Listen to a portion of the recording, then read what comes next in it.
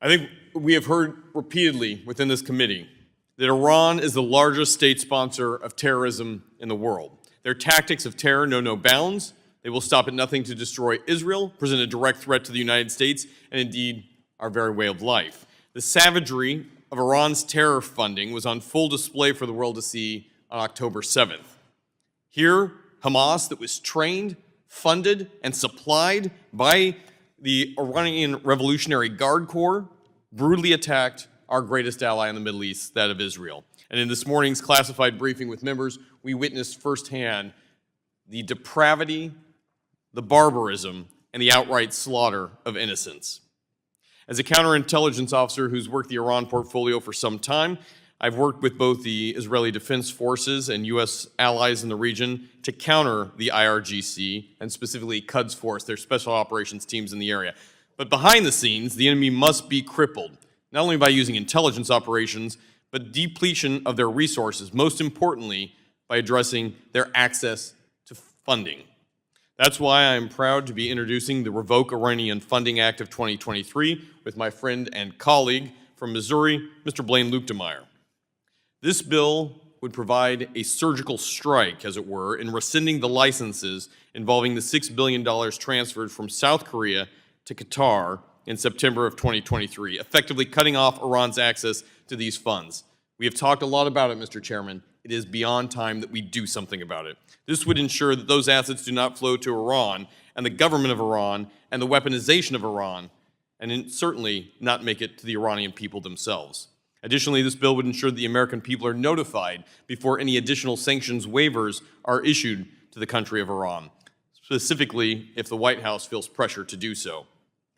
It is our duty in Congress to review the sanctions waivers to ensure that our adversaries are not skirting sanctions, breaking rules under our nose, or using non-traditional methods to fund terrorist organizations. As the #1 sponsor of terrorism, my bill would directly counter Iran's ability, with the U.S. government diligently reviewing all Iranian assets over $5 million to accurately understand where the funding is coming from, where it is going, and who is benefiting from it. Mr. Chair, in the last month alone, 40 attacks on U.S. forces in the region have resulted in nearly as many casualties on U.S. personnel. We know directly that by injecting new funds, even for those so-called humanitarian purposes, Iran has redirected those resources to directly fund terror. In fact, our own Department of Justice recently found that Turkish Halabank had illicitly transferred approximately $20 billion worth of restricted Iranian funds through a so-called humanitarian exception. But none of that was used for the people of Iran. Instead, it was used directly to threaten the United States and train terrorist groups in both Hezbollah and Hamas.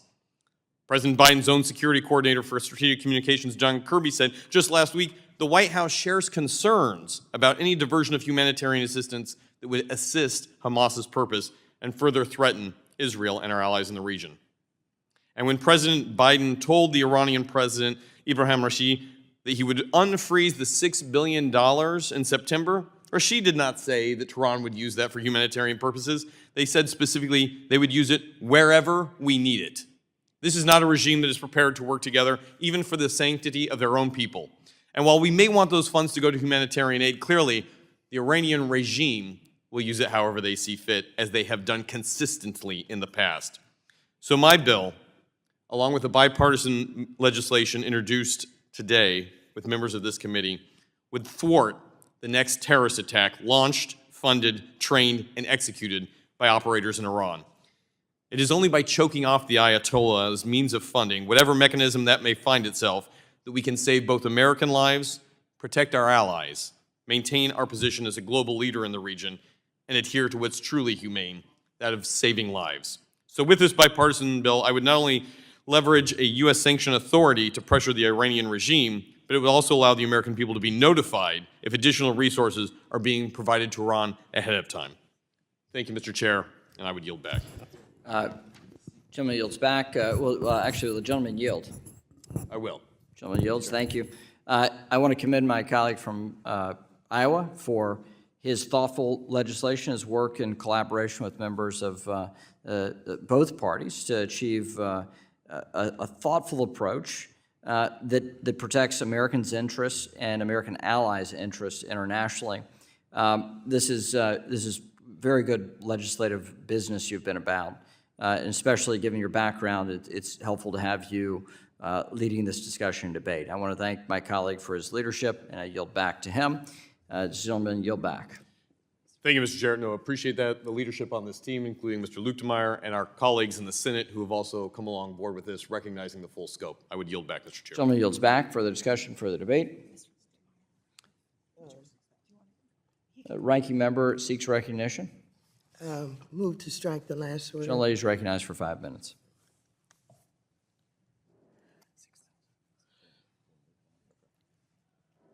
Mr. Chairman and members, this bill appears to be an effort to undermine the Biden administration. And honestly, future administrations, both Republican and Democratic, and their efforts to negotiate around the world.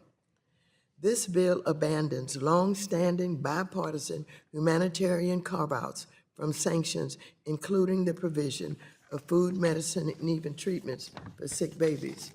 It also undermines a commitment by the United States government that was made to secure the release of 5 Americans wrongly detained by Iran in exchange for potentially receiving humanitarian goods. This bill is strongly opposed by this administration because it undermines all presidents' ability to negotiate credibly at a moment when diplomacy is vital. Specifically, regarding the $6 billion, these are funds that accrued when South Korea was authorized by the Trump administration to buy oil from Iran. What the Biden team secured was that these proceeds could only be used for humanitarian purposes, like responding to an earthquake. Earlier this month, Secretary Blinken testified that, quote, the money never goes and would never go to Iran. It can only be used for authorized transactions overseen by our Treasury Department and only for things like food, medicine, and other authorized humanitarian purposes. To date, not a single dollar has been expended from that account. Let me repeat that last part, and I quote, not a single dollar has been expended from that account. None of these funds have been or will be used to support Hamas or the government of Iran. Let me say, there's no one on this committee, either side, that supports Iran and its support for Hamas. I do not support it. None of my colleagues support this. And we've got to understand the difference between a president having the ability to negotiate in ways that do not harm us but help us. I mentioned the hostages that the president was able to get released. That's very important, and it's very important for a president to have that kind of power and influence. And as I indicated, not one dime of this $6 billion can be used by Iran. This is for, as I tried to describe, earthquakes and other kinds of disasters for humanitarian purposes. It is overseen by Treasury, it is monitored by Treasury, and they cannot do anything with it except what was in this agreement that your president made on behalf of the hostages and other kinds of things that are so important to all of us. And so I have to oppose this bill. Gentlelady yields back. Anybody else want to discuss the bill? Do you want to go first? Yeah, I'll go first. Okay, and I'll yield to him. Okay, I recognize myself for 5 minutes. You know, listening to the ranking member, I understand, I moved to strike last word, some of her concerns, but I don't think that this bill undermines the president or administrations. I think what it does, it adds to what's going on. Yes, we will recognize that no dollars have been used yet to be able to fund anything for the Iranian terrorists, but at the same time, money is fungible. So whatever you give to them in the form of aid can be replaced, instead of them using those dollars to fund aid, they can be replaced then by the dollars that we give them. So I think that's the concern that is here. We've had enough briefings on this to understand that there's a third party engaged here to be able to utilize the dollars. You know, basically Iran's going to have to give some money to the folks for aid and then get reimbursed for it. So I think what we're trying to do here is put in place some additional things that are there, I think, to recognize that. You know, as the gentleman from Iowa indicated, you need to know where it's going and who it's benefiting. I think that's important. You have to realize that, and this is public knowledge, that there's anywhere from 25 to 30 cells in this country today, terrorist cells. Many of them have come in through our border. And as a result, they're sitting here waiting to be energized and motivated by Iran or whoever else in charge of the dollars that fund them. And so this is something, again, that we need to be thinking about. This is not, to know where these dollars go, to follow them, the dollars that are being raised by Iran through their oil sales. You know, we've talked about this, I believe, already today a couple times, but let's reiterate again. The fact that we don't have ourselves producing as much oil as we can and putting it on the international market allows the market to be increased, the price of oil to be increased, and therefore we've had about $80 billion more in additional monies that have gone into the Iranian coffers as a result of our own energy policies. So we've got to stop what we're doing. We've got to find a way to make sure that the dollars don't go where fearful they may go. Don't allow the Iranians to be able to use the fungible nature of money to be able to offset some things. And so I am in total agreement with the gentleman from Iowa. I think this is a good bill that actually codifies a lot of things that need to be said and done in a codified way. So with that, I'll yield to the gentleman from Iowa to make a few more points. Thank you, Mr. Chairman. I would agree with you. I respect that the ranking member has highlighted this is not just a Democrat or Republican issue. This is a collective American issue, and we are committed to it. At the same time, I want to challenge the assertion that these funds are frozen. They are clearly not.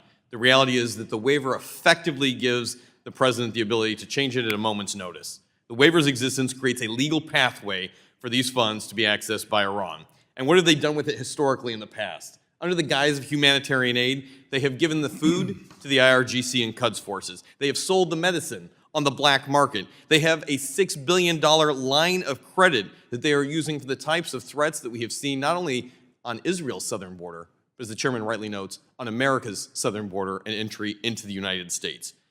The reality is we must act. Congress, the American people deserve to have a voice before the president makes a decision that could fundamentally alter how the #1 sponsor of terrorism, Iran, receives funding in any guise. The $6 billion today marks an immediate response to that of what Iran has been able to fund to attack United States assets currently in the Middle East. The real threat is that it could soon end up on the homeland if left unchecked.